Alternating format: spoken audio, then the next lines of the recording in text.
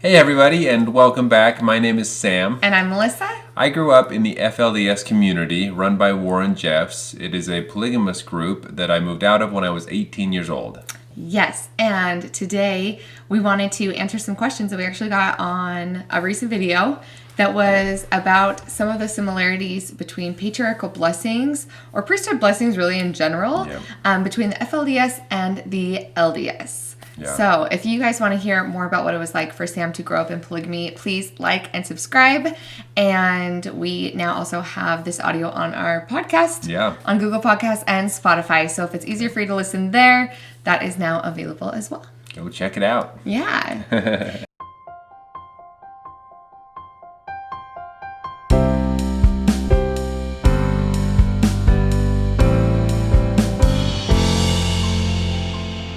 And I guess the first thing that we probably need to do before even diving into a subject like this is for those of you who are not familiar with priesthood or priesthood blessings to begin with. So that's what I was going to say. Is let's explain what priesthood means. Yes, and priesthood between the two, between FLDS and LDS, the priesthood is the same. So why don't you give a quick definition of what is the priesthood? Yeah, so when someone refers to the priesthood, they're referring to power of God given to man on earth. So that's, I guess, the simplest way I could explain that. Yeah. But basically, it's they believe that God has given certain men power to act in His name and to do things on this earth in His name and under His direction. Also believing that while acting with this authority and this power, this priesthood power, that they will receive direct revelation from God that will help them in their decisions and giving these blessings and that type of thing. Yeah, and both religions, both the FLDS and the LDS, believe that priesthood, the power of God had been completely taken off the earth after Christ and His apostles died, and that was restored through Joseph Smith receiving priesthood straight from angels, apostles who from Christ's time. So just also saying that both of us have the same origins in our priesthood, because sometimes people are like, who gives authority or who gives that kind of power, like who decides who gets that. The FLDS and LDS both believe that power was restored directly to Joseph Smith. And then from there, he was able to pass it down, basically. And if I understand right, which this is a total random squirrel fact here, but every person who receives the priesthood can actually trace like the lineage of their priesthood that they received it from all the way back to Joseph Smith. Isn't that right? Correct, yes. Yeah, okay. Yes, because they do keep track of who passes it on to who and all of that. And then, of course, they say Joseph Smith received it directly from Christ's apostles, who received it from Jesus Christ, and then all the way back to Adam, right? So yes, they say they can trace it all the way back to the very, very beginning. Okay, very cool. Anyway, that's just like a little random, probably way too much information for going into this topic, but interesting little facts. But it's important to know. Make it unique. Yes, but it's important to know what priesthood means when referring to these priesthood blessings. Yeah. In both the FLDS and the LDS churches. Yeah, and so there are many different types of blessings that are particularly given to the priesthood, or given by priesthood holders. But the one specifically that we had a question about, and we kind of wanted to address a little bit in this video, was patriarchal blessings. So a patriarchal blessing. Why don't you go into what a patriarchal blessing is? Again, we're doing lots of defining here, but then we'll get to the stuff you'll see. I guess it's similar. Well, it's similar and different, but similar, I would say, in both the FLDS and the LDS churches, as far as what a patriarchal blessing means. And for me personally, I had a pretty close, I guess, experience with that because, well, first off, in the FLDS church, I never actually received the patriarchal blessing in the FLDS church. I never reached the age where that was normally given out there. So what is the normal age? Well, in the FLDS. Right. So as far as I remember, it was 18 years old. But I moved out of the FLDS church, when the same month I turned 18. Within just a few days after I turned 18, I moved out. So yeah, and a patriarchal blessing, to just kind of define that as well, is a time when you go and you receive revelation from a specific priesthood holder called a patriarch.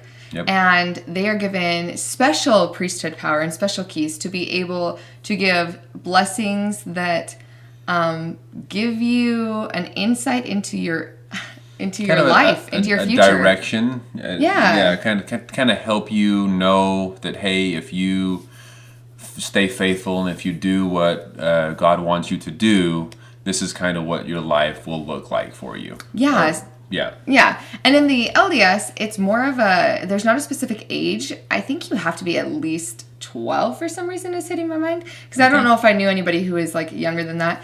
Typically, but you had to be prepared and you had to have special interviews to be able to receive it and a special recommend by your bishop. And so it was something that you were told, it's a very special privilege to be able to go and to have that blessing and to kind of know the promises. I guess it's a better way to say it is like the promises that God is the blessings that God is planning on giving you if you keep your covenants with Him, right? And so you want to be prepared and be at a point in your life as a teenager that you feel ready to hear those promises that you could get or the blessings that you could receive. And so I did it kind of younger.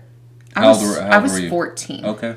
When I got mine. But I feel like it was more typical for teenagers to get it between 16 and 18, I want to say. It was a lot more typical. I worked really hard to be prepared and to be able to do it a little bit early. But they don't have a specific age like the FLDS. Right.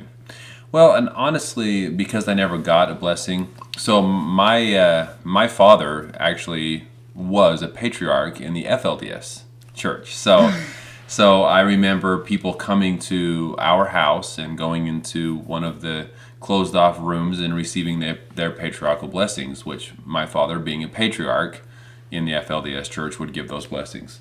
So, but because I never received a patriarchal blessing in the FLDS church, I don't know for sure if it was all about an age thing or if it was more of we feel that this person is now worthy. Because a lot of the stuff in the FLDS church was, they claimed that, even marriage, like, we received revelation that now you are ready and worthy to be married. So it wouldn't surprise me if the patriarchal blessing was something similar where they would say, we feel so-and-so is now officially worthy and that he can go or she can go and receive her his patriarchal blessing. That was going to be a question that I asked as well. Mm-hmm. So did men and women both receive patriarchal blessings in the FLDS, or was it just men? Ooh. No, it was both. Okay. It was both. It was both in the LDS as well. It wasn't a gender thing. It was just an opportunity. Yeah. So they both, I believe everyone could, but just not something that I personally had an experience with in the FLDS church. So. Gotcha. And then another question that goes along with that was whether or not you got one in the FLDS. And then did you get one once you became baptized as a member of the LDS church? And what was that experience like? Yes, I did. And it was something that I got pretty quickly after I was baptized because it's something that I believe you were taught this as well, but in the LDS church, it's something that is very highly recommended that everyone gets it. And so before I served a mission to Chile, it was something that was highly recommended and something that I wanted to get because it seemed like it was a really amazing thing, and honestly, it was a great experience. So it didn't seem too, I guess, out there for me because I grew up around it, in the FLDS, and knowing that my father was always giving these priesthood blessings and patriarchal blessings. It was something that just seemed very natural to me that, great, someone that has been called a patriarch is going to give me this blessing that will help me determine what I want for my life and all of that. So it seemed like it was very natural and kind of the next step for me, and so it was something I was happy to go and get. Was it hard for you to accept, being in one religion and your father holding the priesthood keys to be a patriarch in one religion and then switching and saying, I no longer believe that my father has those keys, but that this man who's giving me the blessing has those keys? Was that was it hard? Was it something that your mind battled with, or? Definitely was,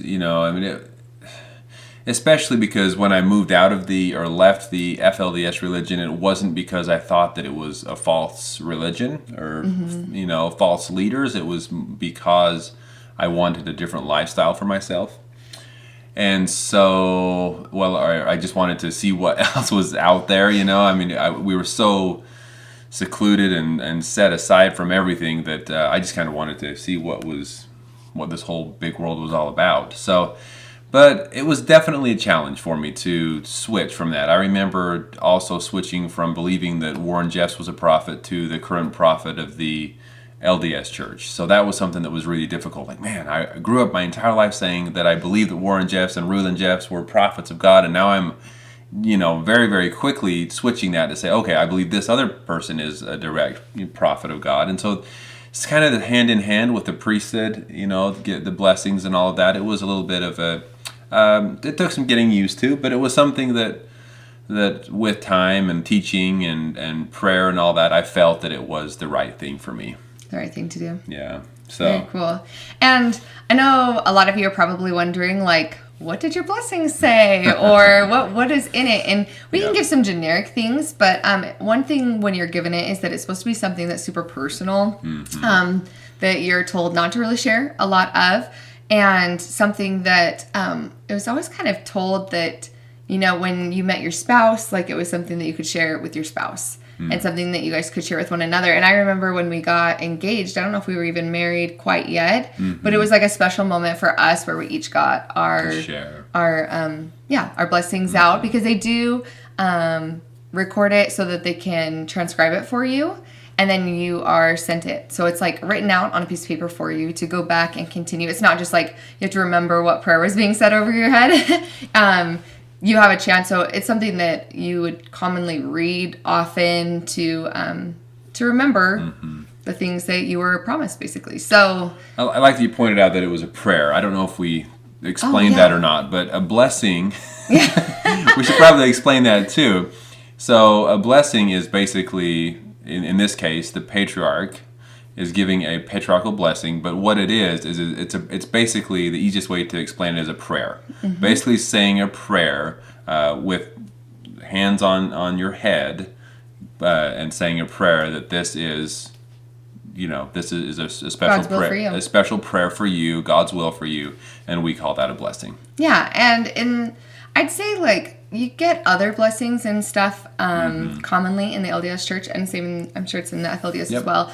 Healing blessings or father's blessings, or different times where your father or other priesthood holders, will lay their hands on your head and give you a blessing. But I would say that the patriarchal blessing is probably one of the more specific, that you feel like God is directly supposed to be speaking through this patriarch to you. To you, yeah. Other times it's not necessarily, they're all within the priesthood, so it's supposed to be direct power from God. But I would say that the patriarchal blessing is something that within the church is spoken more on, like, even a higher level of, this is God's direct word to you through the patriarch. That's why it takes the extra keys and the priesthood on top of that to be able to receive it. So getting one of those blessings, we're told is going to be like the closest access you have to, like, what God wants for you in the future. Oh, and it's something that the people take very personally and very seriously. I personally heard of people, not in the FLDS Church, I don't remember too much about that, but in the LDS Church, I remember hearing people say things like, I was afraid for my life in such and such situation, but then I remembered back on my patriarchal blessing and some of those things weren't fulfilled, so I knew I was going to be okay. So they would take it very seriously.